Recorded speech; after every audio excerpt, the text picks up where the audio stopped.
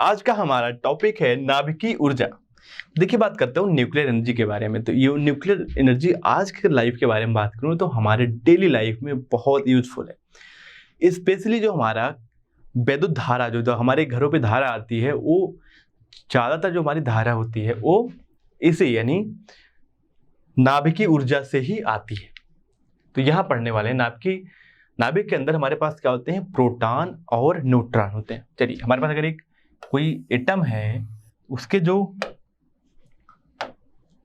नाभिक है, नाभिक में क्या पाया जाता है, प्रोटॉन और न्यूट्रॉन पाए जाते हैं। जबकि इसके बाहर जो हमारे पास कक्षा होती है उसमें पाए जाते हैं इलेक्ट्रॉन।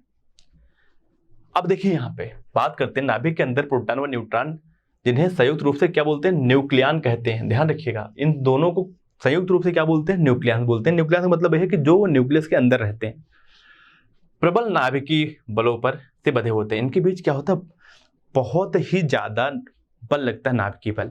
ये नाभिकीय बल दोनों प्रकार का होता है, आकर्षण और प्रतिकर्षण दोनों प्रकृति का होता है। अगर एक दूरी से कम दूरी पे प्रोटॉन और न्यूट्रॉन आ गए तो इनके बीच प्रतिकर्षण लगेगा। अगर एक दूरी से ज्यादा दूरी पे लोग पहुंच गए तो इनके बीच क्या लगेगा, आकर्षण बल लगेगा। इसलिए जो हमारा नाभिकीय बल होता है वो आकर्षण तथा प्रतिकर्षण दोनों प्रकृति का होता है। आइए अब बात करते हैं इस प्रक्रिया में द्रव्यमान की क्षति। अगर मैं बात करूं, प्रबल नाभिकीय बलों से बंधे होते हैं जब किन्हीं कारणों से नाभिकों का विखंडन अथवा संलग्न होता है। यानी अगर नाभिक का विखंडन हो जाए या दो नाभिक मिलकर एक नाभिक बना लें, इसमें क्या होता है, बहुत ही ज्यादा ऊर्जा का क्या होता है, उत्सर्जन होता है या क्षति होती है। क्षय हुआ द्रव्यमान आइंस्टाइन के द्रव्यमान ऊर्जा के समीकरण से के अनुसार ऊर्जा में परिवर्तित हो जाती है। यह ऊर्जा के नाभिकीय ऊर्जा कहलाती है। यह ऊर्जा हमारा क्या, नाभिकीय ऊर्जा कहलाती है। ऐसा क्यों होता है, एक एक करके देखेंगे। ये बहुत बड़ी डिस्कवरी थी इस पूरी दुनिया के लिए। अब आइए बात करते हैं द्रव्यमान ऊर्जा संबंध।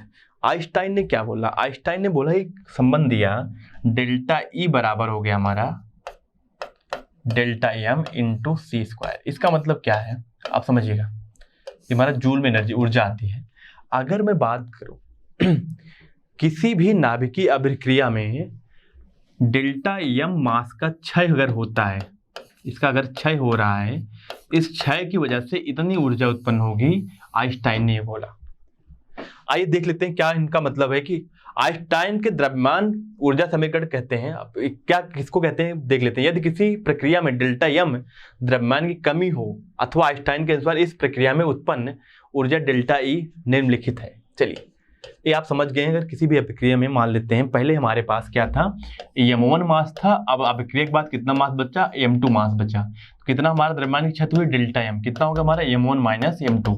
अगर इस क्षति में कितनी ऊर्जा उत्पन्न होगी, ऊर्जा उत्पन्न होगी, यहाँ पे जो ऊर्जा निकलेगी वो डेल्टा ई बराबर होगा किसके, डेल्टा एम इंटू सी स्क्वायर के बराबर होगी। आइए बात करते हैं आगे। यहाँ पे अगर मैं उदाहरण लूँ एक, तो कह रहे हैं कि 1 kg द्रव्यमान की क्षति होने पर उत्पन्न ऊर्जा की गणना कीजिए। 1 kg ना, डेल्टा एम कितना हमारा 1 kg है, तो इसमें कितना ऊर्जा की क्षति होगी, डेल्टा इक्वल टू होगा एम कितना है 1 इंटू सी स्क्वायर, मतलब हो गया 3 इंटू 10 की पावर 8 का स्क्वायर, यानी कितना हो गया यहाँ पे 10 की पावर 16 जूल। सोचिए कितनी ज्यादा ऊर्जा का उत्सर्जन हुआ है। सोचिए 9 इंटू 10 की पावर 16 यानी 16 जूल की ऊर्जा का उत्सर्जन हुआ। 1 kg द्रव्यमान की क्षति होगी तो बहुत ही ज्यादा ऊर्जा है। इसलिए जो है नाभिक को लेके, यानी कि जो हमारा नाभिकीय ऊर्जा कहीं भी जहां भी इमिट होती है, जैसे परमाणु बम से लेके अलग अलग जगह, बहुत ज़्यादा ऊर्जा उत्पन्न होती है और तापमान उस जगह का बहुत ही ज़्यादा बढ़ जाता है। आगे हम पढ़ने वाले हैं एटम बम के बारे में। आइए देखते हैं परमाणु द्रव्यमान मात्रक। इसको बोलते हैं एटॉमिक मास यूनिट या एएमयू। एक मात्रा की जिसकी ज़रूरत हमें होती है, क्योंकि हमें इतना ज़्यादा द्रव्यमान की क्षति नहीं करवानी होती है, हमें बहुत कम द्रव्यमान की क्षति करवानी होती है किसी भी अपने जो यूजफुल चीज़ें हमारी लाइफ में। अगर मैं बात करूँ परमाणु नाभिकों एवं मूल कणों जैसे प्रोटॉन, इलेक्ट्रॉन, न्यूट्रॉन, आज का जो द्रव्यमान होता है वो काफ़ी कम होता है। उसको मापने के लिए हम लोग क्या करते हैं, परमाणु द्रव्यमान मात्रक का यूज करते हैं, यानी हम लोग उसके लिए केजी ग्राम का उपयोग ना करके हम करते हैं किसमें, एएमयू में करते हैं। इस द्रव्यमान को व्यक्त करने के लिए एक छोटा मात्रक चुना गया जिससे परमाणु द्रव्यमान मात्रक कहते हैं, क्योंकि ये काफी आसान हो जाएगा। 1 AMU 2 AMU बोल सकते हैं ना, 1 AMU या 2 AMU बोल सकते हैं ना, ऐसे करके अलग अलग द्रव्यमान को। तो उस हिसाब से सबका द्रव्यमान है। अगर मैं बात करूं 1 AMU होता क्या है, तो आप 1 AMU को इस तरीके से देख सकते हैं। देखिए परमाणु द्रव्यमान मात्रक 1 AMU होता क्या है कि कार्बन परमाणु, जो हमारा कार्बन का द्रव्यमान है, परमाणु है C612, अगर इसका 12 से इसको डिवाइड कर दें तो जो हमारे पास आएगा वो होगा 1 AMU। जो हमारे पास द्रव्यमान आएगा वो आएगा 1 AMU।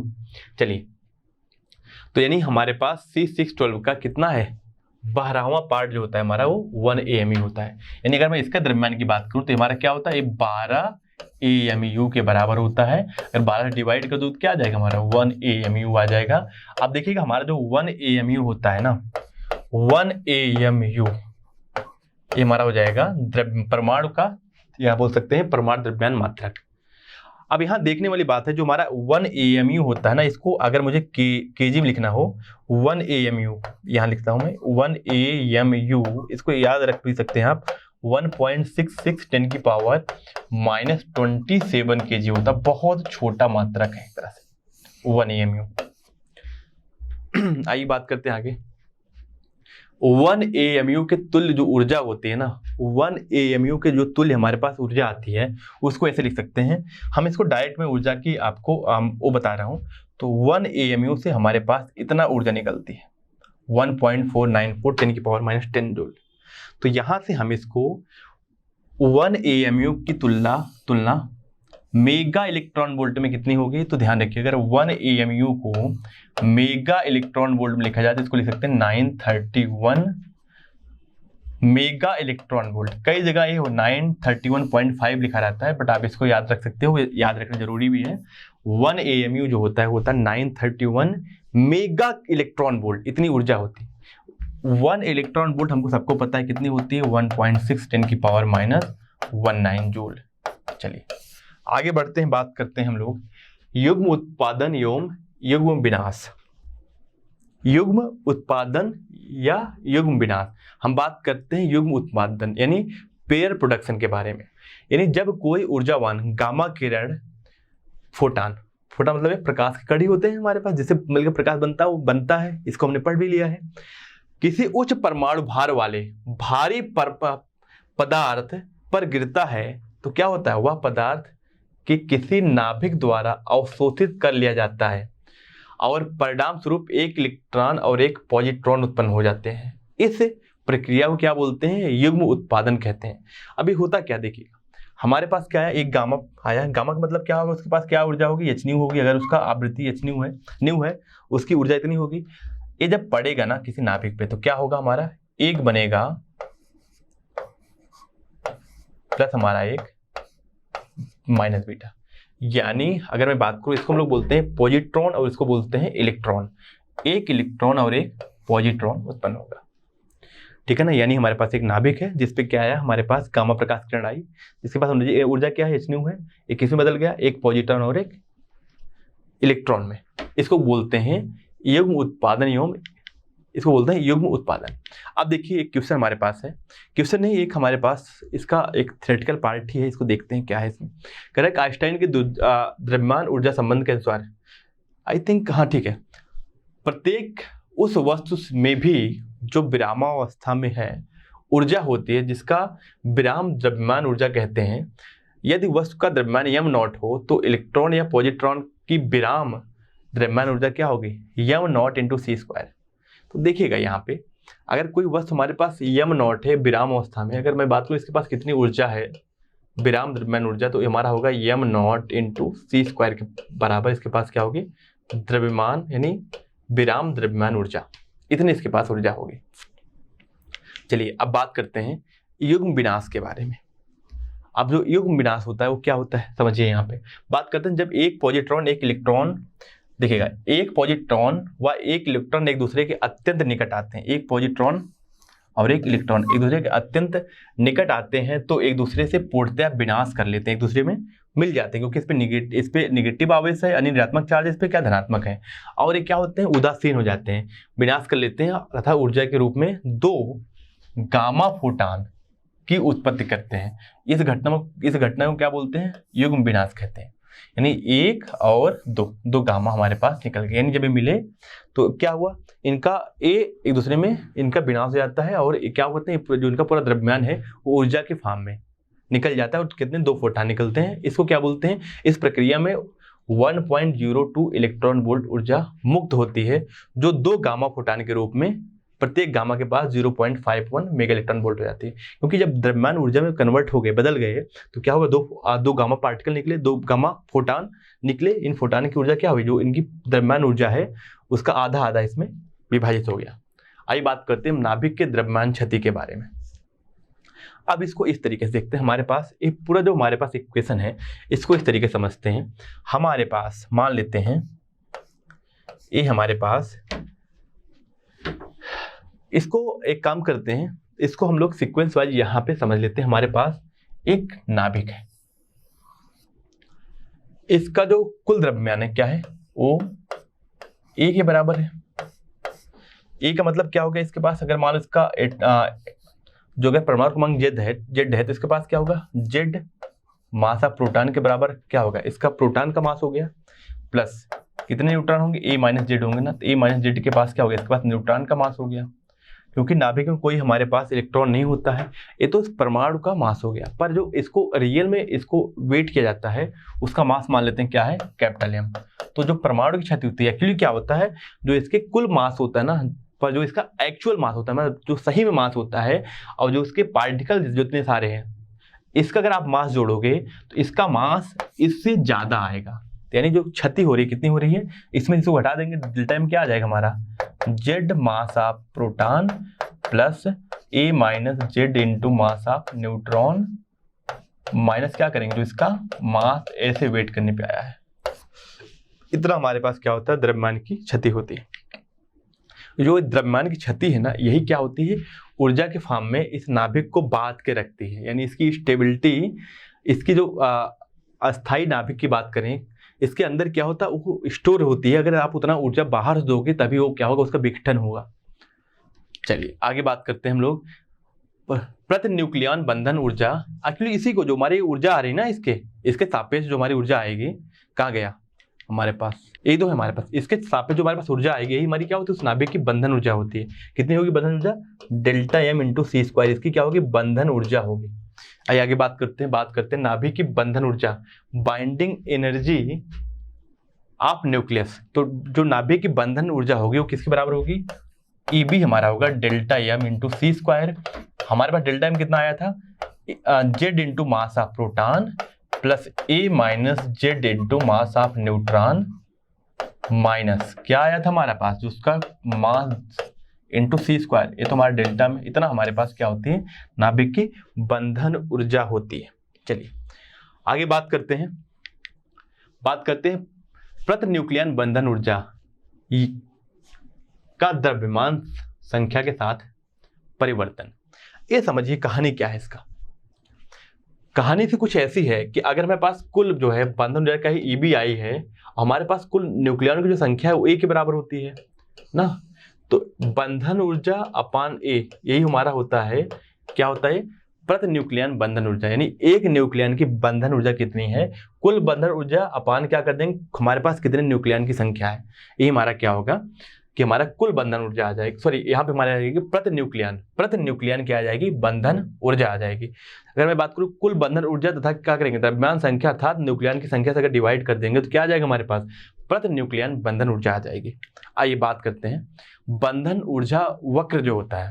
अभी तक सबसे ज्यादा बंधन ऊर्जा प्रति जो न्यूक्लियन है वो किसका है, वो आयरन का है।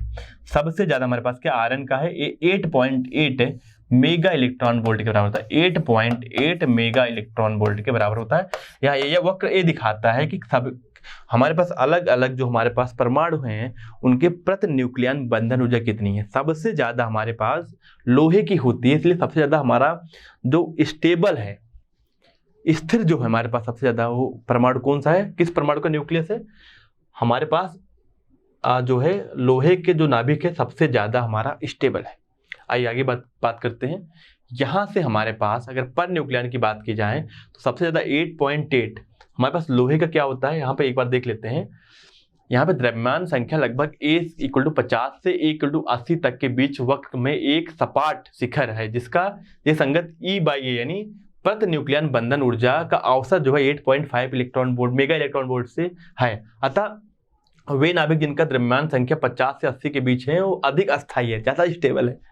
इसमें जो हमारे पास लोहा है जिसके प्रति न्यूक्लियन बंधन ऊर्जा क्या होती है 8.8 मेगा इलेक्ट्रॉन वोल्ट है, ये सबसे अधिक अस्थायी हमारा क्या है वो आयरन है। यहाँ पे देखिए 80 से अधिक द्रव्यमान संख्या वाले नाभिक के लिए प्रति न्यूक्लियन बंधन ऊर्जा धीरे धीरे घटती जाती है। यूरेनियम नाभिक क्या है 238 के लिए जो लगभग 7.6 मेगा इलेक्ट्रॉन वोल्ट रह जाती है, अतः नाभिक का अस्थायित्व भी घटता है। देखिए यहाँ पर अगर मैं इस बात करूँ तो यहाँ देखिए शुरुआत में क्या होगा, सबके बहुत कम है, प्रति नाभिक जो है बंधन ऊर्जा क्या है कम है। अब देखिए ज्यादा क्या है लोहे की, फिर घटना शुरू होता है। यूरेनियम कितना है, यूरेनियम यहाँ पे दिया गया है 7 पॉइंट समथिंग। चलिए आगे बढ़ते हैं 7.6 मेगा इलेक्ट्रॉन वोल्ट। अब बात करते हैं 50 से कम द्रव्यमान संख्या वाले नाभिक के प्रति न्यूक्लियन बंधन ऊर्जा घटती है।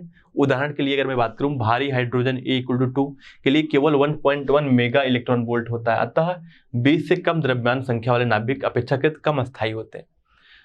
अब यहाँ पे उन सबके बारे में यहाँ पे दिया गया है ग्राफ में, जिसका बंधन ऊर्जा पर न्यूक्लियन ज्यादा है वो अधिक अस्थायी हैं, जिनका कम है वो कम अस्थायी है। आगे बात करते हैं। इसी प्रकार हम 2 अथवा अधिक बहुत हल्के नाभिक जैसे भारी हाइड्रोजन 1s2 के नाभिक को किसी विधि द्वारा अपेक्षाकृत भारी नाभिक जैसे 2He4 यानी हमारा जो हीलियम है से संयुक्त करा लें तो प्रति न्यूक्लियन बंधन ऊर्जा बढ़ जाती है तथा इस प्रक्रिया में भी अत्यधिक ऊर्जा मुक्त होती है। अब देखिए इस प्रक्रिया को नाभिकीय संलयन यानी न्यूक्लियर फ्यूजन कहते हैं। बहुत इंपॉर्टेंट रिएक्शन जो हमारे सन के अंदर होता है, सूर्य के अंदर होता है। अब बात करते हैं नाभिकीय ऊर्जा के बारे में। तो देखिए नाभिकीय ऊर्जा 2 तरीके से उत्पन्न होती है। एक क्या नाभिकीय विखंडन, अगर हमारे पास जो नाभिक है 2 या 3 भागों में बिखर जाए। दूसरा होता है नाभिकीय संलयन यानी जब 2 नाभिक एक नाभिक में मिलकर बन जाए। तो ये दोनों हमारे प्रक्रिया में क्या होता है नाभिकीय ऊर्जा उत्पन्न होती है। अब बात करते हैं नाभिकीय विखंडन के बारे में समझेंगे। तो नाभिकीय विखंडन क्या होता है, जो हमारे पास जो बहुत भारी नाभिक वाले जिसके पास ज़्यादा नंबर ऑफ न्यूक्लियन और हैं, जिनकी न्यूक्लियन की संख्या बहुत ज़्यादा है, उसमें क्या होता है वो उनका अस्थायित्व तो घट जाता है। उसको बढ़ाने के लिए क्या करते हैं 2 अलग अलग पार्ट में ब्रेक हो जाते हैं, जिससे उनकी क्या होती है अस्थायित्व बढ़ जाती है, स्टेबिलिटी बढ़ जाती है। वो क्या करते हैं, वो करते हैं नाभिकीय विखंडन। अगर मैं बात करूं जब किसी तत्व व परमाणु में न्यूट्रॉन की बमबारी की जाती है तो परमाणु के नाभिक में 2 या 2 अधिक छोटे छोटे नाभिकों का विखंडन हो जाता है। नाभिकीय विखंडन की यह प्रक्रिया नाभिकीय विखंडन कहलाती है। नाभिक विखंडन प्रक्रिया में बहुत बड़े स्तर पर ऊर्जा यानी 190 मेगा इलेक्ट्रॉन वोल्ट मुक्त होती है। निम्नलिखित प्रक्रिया में यूरेनियम जेड क्या है, उसका परमाणु क्रमांक 92 है और परमाणु संख्या क्या है, परमाणु भार क्या है 235 में नाभिक पर तीव्रगामी न्यूट्रॉन की बमबारी करने पर क्या होता है विखंडन हो जाता है। देखो हमारे पास यूरेनियम में क्या हमारे न्यूट्रॉन की बमबारी की क्या बन गया, हमारा यूरेनियम किसमें बदल गया Ba56 141 और Kr 3692 में बदल गया और तुम्हारे पास 3 और न्यूट्रॉन निकल गए प्लस ऊर्जा निकल गई। इसको क्या बोलेंगे, हमारा नाभिकीय विखंडन हो गया। कुछ हमें रिएक्शन याद रखने पड़ेंगे। आइए बात करते हैं। और यूरेनियम 235 का विखंडन, जब हमारा यूरेनियम 235 का अगर मैं विखंडन के बारे में बात करूं तो कैसे विखंडन होता है। एक मंद न्यूट्रॉन आया, इस पे 235 में क्या बन गया Ba बन गया और हमारे पास Kr बन गया। अब कितने इलेक्ट्रॉन निकल गए, कितने न्यूट्रॉन निकल गए, 3 और न्यूट्रॉन निकलेंगे। अगर इसके बाद फिर अगर यूरेनियम हो गया तो 3 से कितना बनेगा, 3 और हो जाएंगे, यानी बस 9। एक क्या करेगा, एक अगर यूरेनियम टकराया तो कितने बनेंगे, 3 न्यूट्रॉन और निकल गए। इससे भी क्या 3 न्यूट्रॉन और निकल गए, इससे भी क्या होगा 3 और न्यूट्रॉन निकल गए। यानी जो हमारा रिएक्शन है ना वो क्या बढ़ता जा रहा है। चलिए आगे बात करते हैं यूरेनियम 235 का विखंडन, फ्यूजन ऑफ यूरेनियम 235। प्राकृतिक यूरेनियम के 2 समस्थानिक यानी जिनका भार जो है समान हो, जिनका परमाणु क्रमांक समान हो, यूरेनियम 238 और 235 145:1 के अनुपात में होते हैं, जिसमें 92,238 केवल 1 मेगा इलेक्ट्रॉन से अधिक ऊर्जा वाला तीव्रगामी न्यूट्रॉन से ही विखंडित हो सकता है, जबकि जो हमारे पास 92 है ना, मंद न्यूट्रॉन जैसे तापीय न्यूट्रॉन 0.03 इलेक्ट्रॉन वोल्ट ऊर्जा से भी विखंडित हो सकता है। इसको आप ध्यान रखिएगा। आइए आगे बात करते हैं।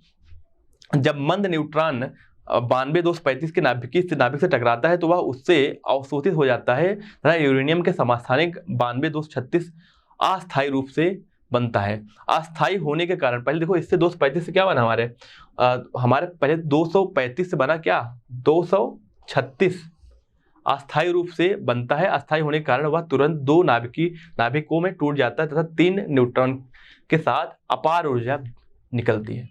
अब बात करते हैं, देखिए यहाँ पे अगर मैं बात करूं तो ये हमारे पास अलग अलग रिएक्शन दिए गए हैं, इन रिएक्शन को हम लोग ध्यान रखेंगे। अब हम आगे बात करेंगे यूरेनियम 235 के विघटन में मुक्त ऊर्जा, कितना मुक्त ऊर्जा होगी देखते हैं। देखिए क्या होगा कहानी, हमारे पास जो यूरेनियम आएगा, यूरेनियम पे एक हमारा क्या हुआ न्यूट्रॉन आगे टकराया। अब एक क्या हुआ स्प्लिट किसमें हुआ, दो यहाँ पे Ba और Kr में हमारा ये स्प्लिट हो गया। अब प्लस क्या हुआ 3 न्यूट्रॉन, प्लस क्या हुआ हमारी ऊर्जा। अब यहाँ पे अगर मुझसे पूछा जाए कि इसमें कितनी कुल ऊर्जा उत्पन्न हुई है तो कैसे बताएंगे। देखिए सिंपल सी बात है, हम क्या करेंगे, जो हमारे पास विघटन के पहले कुल द्रव्यमान है वो किसका है, इसका द्रव्यमान प्लस ए न्यूट्रॉन का द्रव्यमान, यानी इसका प्लस न्यूट्रॉन का द्रव्यमान, ये हमारे एएमयू में आ गया। अब क्या करें, जो विघटन हमारे पास जो विघटन हुआ है तो जो उसके विघटन वाले न्यूक्लियस है यानी हमारा नाभिक, इनका द्रव्यमान देख लेंगे। इन तीनों का कितना है, इनका तीनों का द्रव्यमान अलग अलग निकाल लिया जाएगा। तो यहाँ देखिए हमारे पास Ba का द्रव्यमान दिया गया है और Kr का द्रव्यमान दिया गया है, 3 न्यूट्रॉन का द्रव्यमान आ गया। तो विघटन के बाद जो कुल द्रव्यमान होगा कितना आया है 235.80039। इसके पहले कितना आया था, देखिए विघटन के पहले का द्रव्यमान था वो क्या है 236 है, जबकि यहाँ पे क्या है 235 के आसपास आ रहा है। यानी इसका मतलब है कि विघटन के पहले का द्रव्यमान ज्यादा था, बाद में क्या हुआ द्रव्यमान कम हुआ। इसका मतलब जो हमारे पास द्रव्यमान में अंतर आया है जिसको हम लोग बोलते हैं कि हमारे पास यहाँ पे जो द्रव्यमान का अंतर हुआ है वो किसमें होगा, वो डेल्टा एम क्या होगा, पहले का द्रव्यमान यानी पहले वाला फिर बाद का कुल द्रव्यमान। अब यहाँ जो हमारा डेल्टा एम आएगा इसको निकालेंगे तो आ जाएगा हमारा, यहाँ देखिए डेल्टा एम हमारा जो आया है पूरा आया है एएमयू में कितना 0.21427 किसमें एएमयू में आया है। अब इससे अगर एनर्जी निकालनी है कितनी एनर्जी निकली है तो देखिए एएमयू के लिए डायरेक्ट फार्मूला हमारे पास है, कितनी एनर्जी निकली है उसके लिए हमारा फार्मूला क्या है डेल्टा एम। अगर एएमयू में आप रख रहे हैं तो केजी में नहीं एएमयू में, तो क्या होगा आपको 931 मेगा इलेक्ट्रॉन वोल्ट का इसमें गुणा कर देना है। तो हमारे पास जो आएगा यही हमारी होगी उत्सर्जित ऊर्जा। तो यहाँ पे हमारे पास कितना आई है देखिए 200 मेगा इलेक्ट्रॉन वोल्ट, यानी हर एक न्यूक्लियस यानी हर एक नाभिक जो यूरेनियम 235 का टूटेगा Ba और Kr में, तो क्या होगा इतनी ऊर्जा हर एक के साथ इमिट होगी यानी उत्सर्जित होगी, इतनी ऊर्जा 200 मेगा इलेक्ट्रॉन वोल्ट। आइए आगे बात करते हैं नाभिकीय विखंडन की श्रृंखला अभिक्रिया। होता क्या है कि अब श्रृंखला अभिक्रिया का मतलब क्या होता है कि जो हमारी अभिक्रिया है वो एक अभिक्रिया के बाद 3 अभिक्रिया होंगी, 3 से फिर 9 होंगे, इस तरह की अभिक्रियाएं चलती रहती हैं। अब यहाँ पे एक बार देख लेते हैं, यूरेनियम के नाभिक के विखंडन करने के लिए केवल 1 न्यूट्रॉन की आवश्यकता होती है, परंतु विखंडन के फलस्वरूप हमें क्या होता है 3 और न्यूट्रॉन मिलते हैं। अब जो 3 और न्यूट्रॉन क्या करेंगे, 3 यूरेनियम के साथ 3 और क्या करेंगे अभिक्रिया करेंगे, तो ये 3 अभिक्रिया के बाद कितने निकलेंगे हमारे पास, एक के साथ 3 न्यूट्रॉन निकलेंगे, यानी कितना 9 न्यूट्रॉन निकल गए। तो यहाँ देखिए परंतु विघटन के फलस्वरूप हमें औसतन 3 न्यूट्रॉन प्राप्त होते हैं जो अनुकूल परिस्थितियों में अन्य 3 यूरेनियम के नाभिकों का विखंडन कर सकते हैं, जिसके फलस्वरूप हमें 9 न्यूट्रॉन प्राप्त होंगे। और ये जो 9 हैं, ये 9 जो न्यूट्रॉन निकलेंगे वो 9 नाभिकों से अगर अभिक्रिया किए तो कितने बनेंगे 27 न्यूट्रॉन और उपस्थित हो जाएंगे। ये 27 क्या करेंगे, 27 के साथ और रिएक्शन करेंगे तो कितने हो जाएंगे 81। इस तरीके से हमारे अभिक्रिया चलती रहती है। अब बात करते हैं, यहाँ देखिएगा बड़ी अभिक्रिया 2 तरीके की होती है। एक तो जो हमने बताया अगर चलती रहेगी तो बहुत फास्ट अभिक्रिया हो जाएगी, जिसमें परमाणु बम में यही यूज किया जाता है। बट हमें कंट्रोल में इस अभिक्रिया को करवाना है क्योंकि हमें ऊर्जा चाहिए, निश्चित ऊर्जा चाहिए। तो हम चाह रहे हैं कि जो एक न्यूट्रॉन से 3 न्यूट्रॉन निकल रहे हैं, उसमें सिर्फ एक न्यूट्रॉन अभिक्रिया करे, बाकी 2 को रोक लिया जाए, ऐसी कुछ कंडीशन लगाया जाए। तो इसके आधार पर अभिक्रिया को भी 2 भाग में विभाजित किया गया। एक हमारा हो गया नियंत्रित श्रृंखला अभिक्रिया। अब देखिए नियंत्रित श्रृंखला अभिक्रिया में क्या करते हैं हम, इसमें कृत्रिम उपायों यानी मंदक या नियंत्रक पदार्थ से के द्वारा इस प्रकार का नियंत्रक किया जाता है कि प्रत्येक विघटन से उत्पन्न न्यूट्रॉन में से केवल एक ही न्यूट्रॉन आगे विघटन कर पाए, और इस प्रकार इसमें विखंडनों की दर नियत रहती है, अतः यह धीरे धीरे होती है तथा उत्पन्न हुई ऊर्जा का लाभदायक कार्यों में उपयोग किया जा सकता है। जैसे कि मैं बात करूं नाभिकीय रिएक्टर में। अब देखिए नाभिकीय रिएक्टर का उपयोग हम लोग बिजली बनाने में करते हैं, यानी विद्युत उत्पादन में हम इसका उपयोग करते हैं। अब क्या हुआ, देखिए अभी हमारे पास एक मंदक न्यूट्रॉन आया, यूरेनियम हमारे पास 235 है, ठीक है ना। अब इसे टकराया, अब क्या हुआ कि हमारे पास एक और यहाँ पे Kr बना। अब हुआ क्या, इससे हमारा अब जो इससे 3 न्यूट्रॉन निकले, अब 3 न्यूट्रॉन जाके क्या किए, 2 परमाणु से अभिक्रिया किए, एक को मान लो हमने रोक लिया, ये हमने 2 को रोक लिया, एक को ही अभिक्रिया करने दिया। इस तरीके की जो अभिक्रिया होंगी उसको हम लोग बोलेंगे नियंत्रित श्रृंखला अभिक्रिया, जिसपे हमारा कंट्रोल हो। अब बात करते हैं दूसरा, उसके बाद हमारा है अनियंत्रित श्रृंखला अभिक्रिया। इसमें कहानी ये है कि हमारे पास जो यूरेनियम 235 से एक न्यूट्रॉन गया, इससे क्या हुआ, अभिक्रिया हुआ, Ba बना और Kr बना। अब 3 न्यूट्रॉन निकले, ठीक है ना। अब देखिए यहाँ पे मंदक की बात हो रही है। अब यहाँ 2 ग्राफ दिए गए हैं। अगर मैं बात करूँ इसमें पहले में, देखिए यहाँ पे कोई मंदक नहीं यूज किया गया था, तो एक क्या होगा हमारे, ये अनकंट्रोल्ड, यानी जो हमारा प्रीवियस स्लाइड है, सॉरी आगे वाली जो स्लाइड है उसका डायग्राम है, इसमें क्या होगा, बहुत सारी अभिक्रियाएं होती रहेंगी, 1 से 3, 3 से 9, 9 27, 27 से 81, 81 अभिक्रिया हो जाएगी। ये हमारा क्या अनकंट्रोल्ड यानी अनियंत्रित अभिक्रिया का ये हमारे पास उदाहरण दिया गया है। पर यहाँ देखिएगा हमारे पास जो इसका नियंत्रित श्रृंखला का उदाहरण यहाँ पे है। यहाँ पे हमने क्या किया, मंदक का उपयोग करके न्यूट्रॉन को यहाँ पे कैप्चर कर लिया, यानी रोक दिया। इस तरह की अभिक्रिया को क्या बोलते हैं हम लोग, नियंत्रित अभिक्रिया। जबकि हम बात कर रहे हैं अनियंत्रित अभिक्रिया की, इसमें क्या होगा, अनियंत्रित अभिक्रिया में एक न्यूट्रॉन से 3 न्यूट्रॉन, 3 से फिर क्या होंगे, 3 से हर एक 3 न्यूट्रॉन से 3 न्यूट्रॉन निकलेंगे, कितने हो गए, 9 हो गए। अब इन 1 से 3 3, अब इस तरीके से क्या होगा, बहुत सारे न्यूट्रॉन निकलेंगे और सभी अभिक्रिया करेंगे, और हमारी क्या होगी, अनकंट्रोल्ड जो है रिएक्शन हो जाएगा, यानी अनकंट्रोल्ड अभिक्रिया होगी। अब बात करते हैं श्रृंखला अभिक्रिया की कठिनाइयाँ व निवारण। इसमें क्या क्या कठिनाइयाँ होती हैं और इसका निवारण कैसे करते हैं। देखिए अगर मैं बात करूँ यूरेनियम 238 का के द्वारा न्यूट्रॉन का अवशोषण, यहाँ पे बात करें यूरेनियम 238, देखिए जो प्राकृतिक रूप में हमें पाया जाता है जो यूरेनियम है ना, उसमें मुख्यतः जो है 238 जो है ना वो पाया जाता है 99.3%। सिर्फ 0.7% ही हमारा पाया जाता है यूरेनियम 235। 92 इसका परमाणु क्रमांक होता है, 92 यूरेनियम 235।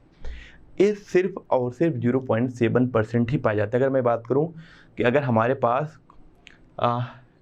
x ग्राम जो है यूरेनियम है तो इसका क्या होगा, 0.7% ही क्या होगा, यूरेनियम 235 होगा।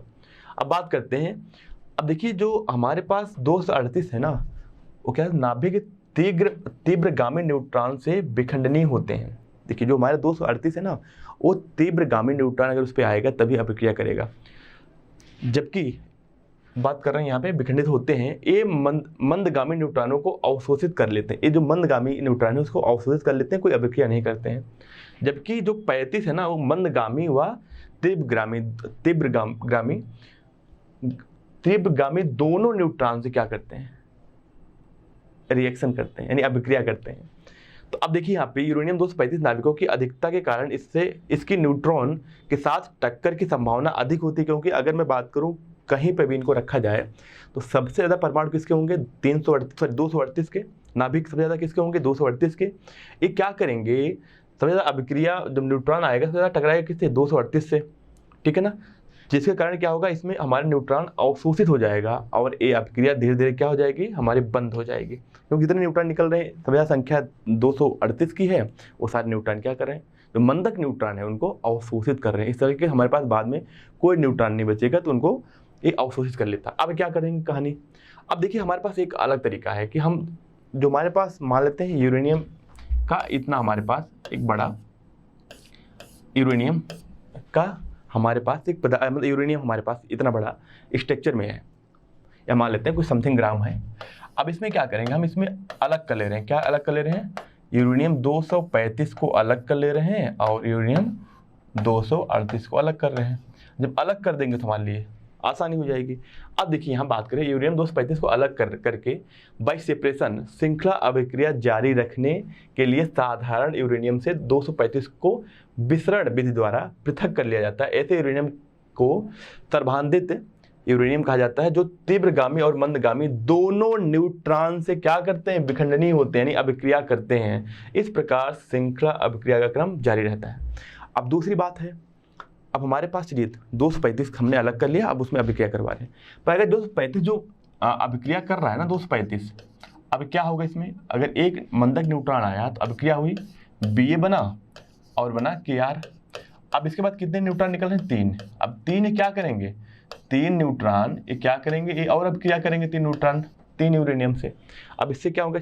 9 और नए न्यूट्रॉन मिल जाएंगे। इस तरीके से हमारी जो अभिक्रिया होगी वो अनियंत्रित हो जाएगी। तो हम क्या करेंगे? मंदक का उपयोग करके इसमें से 2 न्यूट्रॉन को कैप्चर कर लिया जाएगा और एक जो है रिएक्शन के लिए चला जाएगा। तो आइए देखते हैं मंदक का उपयोग करके बाय यूजिंग मॉडरेशन, यदि न्यूट्रॉन को लगभग 0.3 इलेक्ट्रॉन वोल्ट ऊर्जा तक किसी विधि के द्वारा मंदित किया जाए तो यूरेनियम 238 नाभिक के द्वारा इसका अवशोषण की संभावना बहुत कम हो जाती है, जबकि यूरेनियम 235 नाभिक के विखंडन की संभावना बढ़ जाती है, क्योंकि 235 हमारा क्या होता है?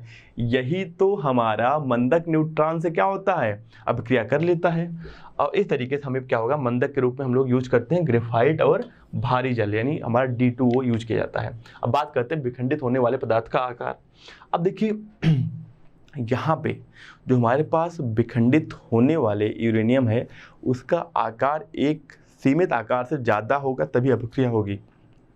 अब ये मेथड बहुत पॉपुलर मेथड है, जबकि आज पूरी दुनिया में बहुत सारे देश इसको करना चाहते हैं पर वो नहीं कर पा रहे हैं, क्योंकि सबको बनाना है परमाणु बम। आइए देखते हैं, बात करते हैं यूरेनियम 235 के विखंडन से प्राप्त है तीव्रगामी न्यूट्रॉन पदार्थ के लगभग 10 सेमी दूरी तय करने के पश्चात मंदगामी हो जाते हैं। अभी ये अन्य नाभिकों की विखंडन कर पाएंगे। यदि पदार्थ का आकार छोटा होता है तो विखंडन अभिक्रिया का अधिकांश न्यूट्रॉन आगे विखंडन करने के पूर्व पदार्थ से बाहर निकल जाता है, जिसके फलस्वरूप श्रृंखला अभिक्रिया रुक जाएगी। अब देखिए क्या करते हैं, इस कठिनाई को नीचे दिए गए विधि से हल करते हैं। हम एक अलग तरीके का इसका डिजाइन बनाते हैं ताकि जो है हमारे पास जो न्यूट्रॉन आ रहा है वो पदार्थ पे एक उन ऊर्जा के साथ, जितनी हमें ऊर्जा की जरूरत है उतने के साथ वहाँ पे टकराए। तो यहाँ पे बात करते हैं। अब देखिएगा, इस कठिनाई को दूर करने के लिए पदार्थ का आकार आयतन अथवा द्रव्यमान एक विशेष आकार से क्या होना चाहिए? बड़ा होना चाहिए। इसे बोलते हैं हम लोग क्रांतिक आकार। अगर क्रांतिक आकार से बड़ा है तभी हमारी अभिक्रिया चलती रहेगी, नहीं तो हमारी क्या होगी? अभिक्रिया रुक जाएगी। तो यहाँ ध्यान रखने वाली बात है कि क्रांतिक आकार की बात आप ध्यान रखिएगा। आइए बात करते हैं आगे परमाणु बम के बारे में। देखिए परमाणु बम जो है ना हमारा, परमाणु बम हमारा क्या है? अनियंत्रित अभिक्रिया है। अनियंत्रित अभिक्रिया है। काम क्या है इसमें हम लोग मंदक का उपयोग नहीं करते हैं। एक बार न्यूट्रॉन से क्या हुआ? इनका अभिक्रिया हुआ, फिर 3 न्यूट्रॉन 3 से जो है 9 27 इस तरीके से अभिक्रिया बहुत फास्ट होती है और बहुत कम टाइम में एक बहुत बड़ा विस्फोट होता है, जिससे क्या होता है? बहुत ही ज़्यादा ऊर्जा निकलती है और वहाँ का जहाँ पे परमाणु बम का विस्फोट होता है वहाँ का तापमान बहुत ही ज़्यादा हो जाता है, 3000, 5000, 10,000 केल्विन के आसपास या उससे भी ज़्यादा। चलिए आइए बात करते हैं। अब यहाँ पे हम बात करेंगे कुछ और चीज़ों के बारे में। यहाँ पे परमाणु बम का नाभिकीय बम न्यूक्लियर बम भी कहते हैं। यह नाभिक विखंडन के अनियंत्रित श्रृंखला अभिक्रिया पर आधारित है। इसमें यूरेनियम 235 ईंधन यूज किया जाता है। शुद्ध यूरेनियम 235 के 2 टुकड़े इस प्रकार लिए जाते हैं कि प्रत्येक का द्रव्यमान क्रांतिक द्रव्यमान से क्या हो? कम हो। क्रांतिक द्रव्यमान के आधे से कुछ अधिक हो। ध्यान रखिएगा।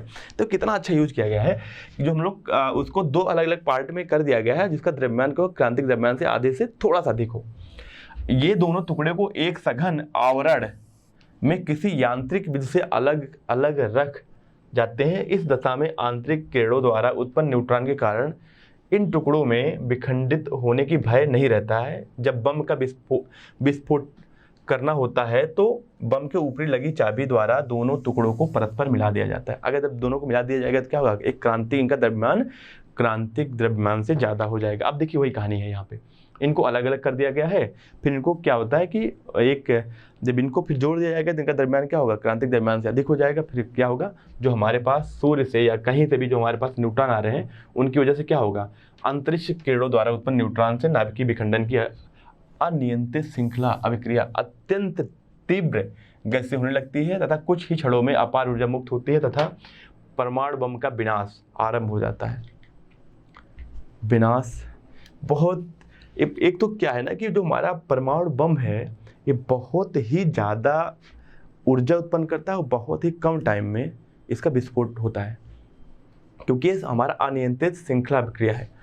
बात करते हैं, अगर मैं 1945 की बात करूं तो जो द्वितीय विश्व युद्ध हुआ था वहां पे जापान के 2 जगह पे हिरोशिमा नगर पर, जापान के हिरोशिमा नगर पर यूरेनियम 235 से युक्त परमाणु बम को गिराया गया था, जिससे क्या होता है, ये विस्फोट से क्या इतनी ज़्यादा विकिरण उत्सर्जन हुआ, यानी अल्फा बीटा गामा किरणें उत्पन्न हुई, जिससे क्या हुआ कि जो वहाँ रहने वाले लोग हैं उनके एक तो बहुत सारे लोगों की डेथ हो गई, उनके जो आसपास थे, क्योंकि वहाँ का टेम्परेचर यानी तापमान बहुत ज़्यादा हो गया था।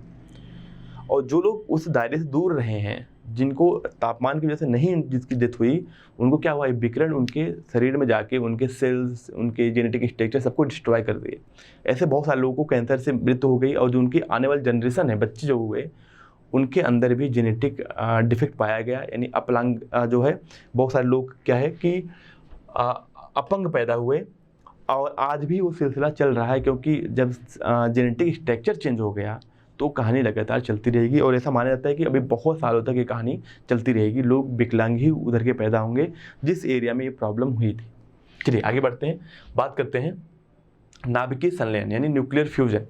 देखिए न्यूक्लियर फ्यूजन क्या होता है कि जब हमें 2 या अधिक हल्के न्यूक्लियस यानी नाभिक मिल के एक बड़ा न्यूक्लियस बनाते हैं, इस अभिक्रिया में कुछ ऊर्जा उत्पन्न होती है और इस अभिक्रिया को बोलते हैं नाभिकीय संलयन। अगर मैं बात करूं एक उदाहरण के लिए, तो हमारे पास ड्यूटेरियम, हाइड्रोजन का एक समस्थानिक है जिसको बोलते हैं ड्यूटेरियम, को जब ड्यूटेरियम से मिलाया जाता है तो क्या बनता है हमारा ट्राइटियम, फिर क्या बनेगा हमारा प्रोटियम, यानी प्रोटॉन ही एक तरह से होता है, प्लस हमारे पास 4 मेगा इलेक्ट्रॉन वोल्ट की ऊर्जा उत्पन्न होती है। फिर क्या करते हैं, इसी अभिक्रिया में क्या करते हैं, पुनः ट्राइटियम को ड्यूटेरियम से अभिक्रिया करा के क्या बना देते हैं, हीलियम बना देते हैं, हीलियम का नाभिक बना देते हैं, प्लस क्या बनता है, एक न्यूट्रॉन उत्सर्जित होता है, प्लस इसमें क्या होता है 17.6 ऊर्जा उत्पन्न होती है। इस अगर मैं बात करूँ नाभिकीय संलयन, इस अभिक्रिया में कुल जो ऊर्जा उत्पन्न होती है कितनी होती है, 4 + 17.6 यानी कितना हो गया, 6 प्लस यानी हो गया यहाँ पे 21 मेगा इलेक्ट्रॉन वोल्ट, इतनी ऊर्जा उत्पन्न होती है। पर ध्यान रखने वाली बात है, ये परमाणु जो हमारा यूरेनियम का रिएक्शन है, यानी परमाणु जिससे बनता है, उससे ज़्यादा ऊर्जा उत्पन्न करती है। कैसे करके बताएंगे, हमने वहाँ देखा था 200 मेगा इलेक्ट्रॉन वोल्ट एक जो है हमारा न्यूक्लियस इतना ऊर्जा उत्पन्न करता है।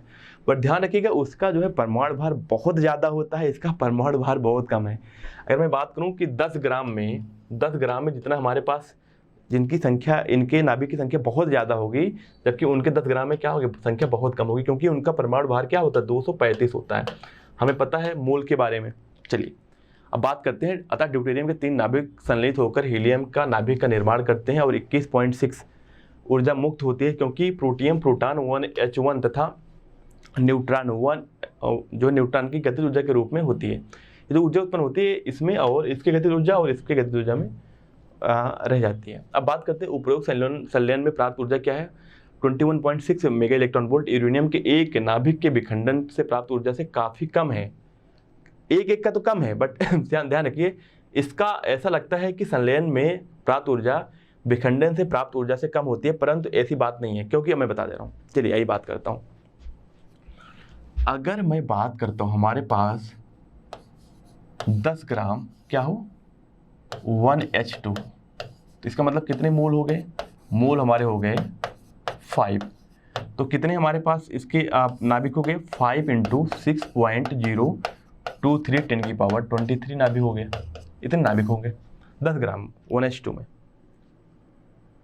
बट अगर मैं बात करूं 10 ग्राम यूरेनियम 235, अगर मैं इसकी बात करूं, इसमें कितने मोल होंगे, मोल हो जाएगा 10/235। इतने मोल हो गए। अगर मैं बात करूँ कितनी इसकी नाभिक की संख्या हो जाएगी 10⁻23। तो कौन से ज़्यादा है? ये बहुत ज़्यादा है इससे।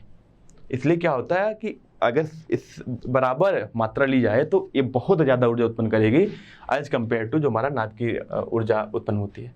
मतलब इसमें विखंडन में जो ऊर्जा उत्पन्न होती है उससे कहीं ज़्यादा संलयन में ऊर्जा उत्पन्न होगी अगर समान मात्रा लिया जाए। चलिए आगे बढ़ते हैं, बात करते हैं यहाँ पे नाभिकीय संलयन में कठिनाइयाँ।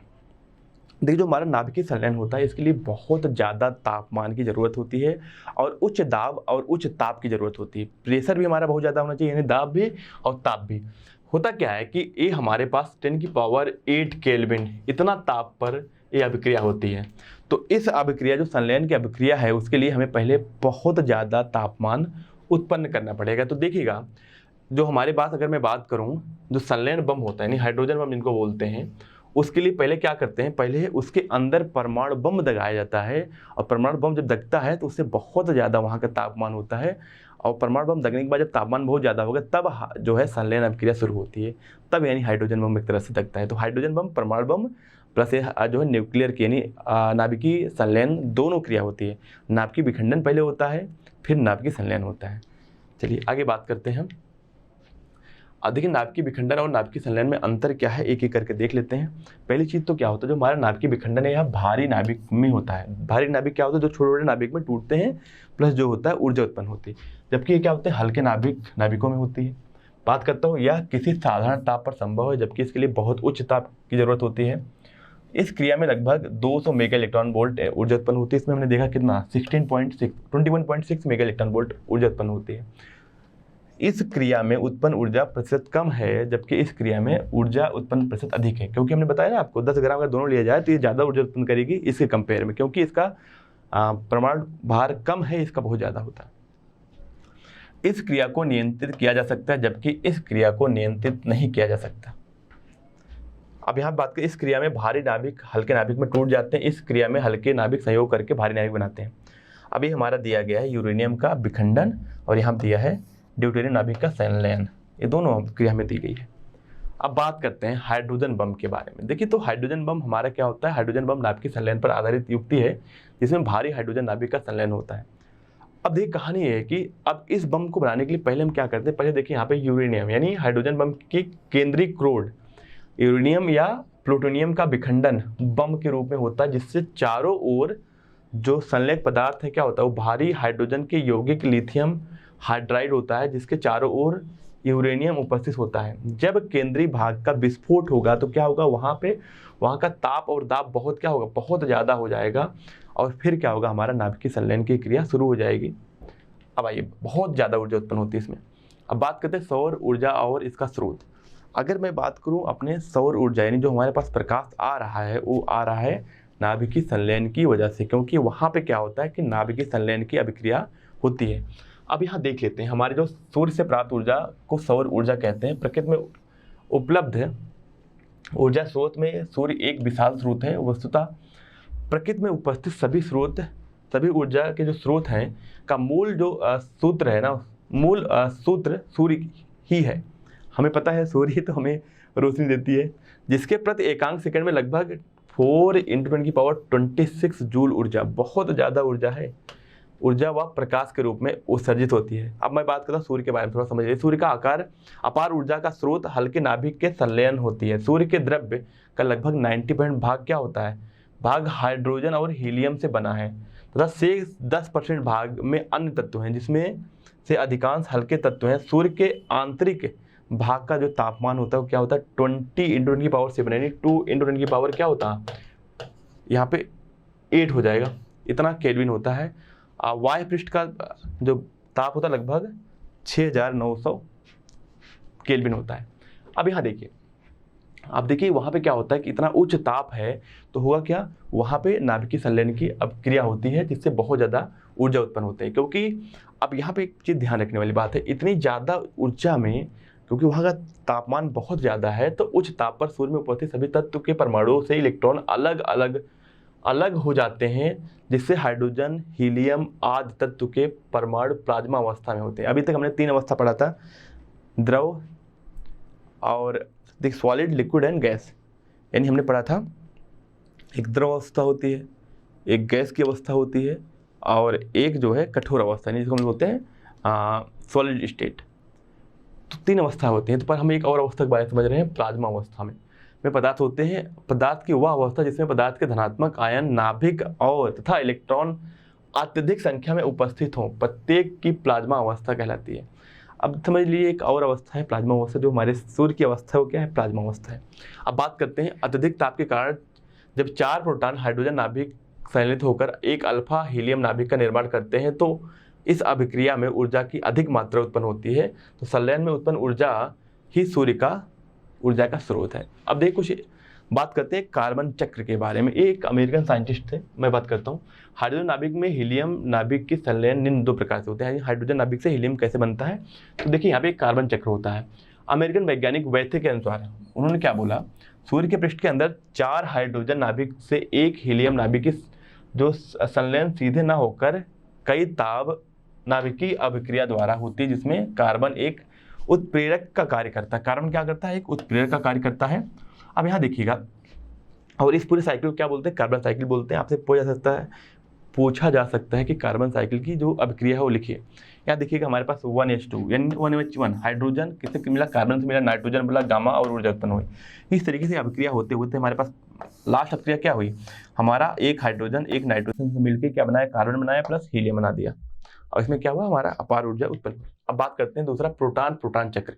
एक और होता है जिससे हमारा हाइड्रोजन मिलकर क्या बनाता है? हीलियम बनाता है, जिसको बोलते हैं प्रोटॉन प्रोटॉन चक्र। अब ये प्रोटॉन प्रोटॉन चक्र में भी कई ताप नाभिकीय अभिक्रिया के द्वारा 4 हाइड्रोजन का नाभिक संलयित होकर एक हीलियम का नाभिक निर्माण करता है। अब देखिए होता क्या है, 2 प्रोटॉन एक हाइड्रोजन से मिलकर क्या बनाया? 1H2 यानी हाइड्रोजन का दूसरा समस्थानिक बनाया। बीटा पार्टिकल निकला, न्यूट्रॉन एंटी न्यूट्रॉन निकला, सॉरी हमारा न्यूट्रिनो है ना, न्यूट्रिनो निकला। पर इस तरीके से अपक्रियाएं होते होते हमारा क्या हुआ? जो लास्ट वाली अपक्रिया है उसमें क्या हुआ? 4 हाइड्रोजन मिलके 1 2 3 4 एक हीलियम बनाए, 2 हमारे पास पॉजिटिव बीटा पार्टिकल बनाए, एक गामा और ऊर्जा उत्पन्न हुई, और 2 न्यूट्रिनो बनाए। इस तरह का अपक्रिया को हम लोग बोलते हैं प्रोटॉन प्रोटॉन चक्र।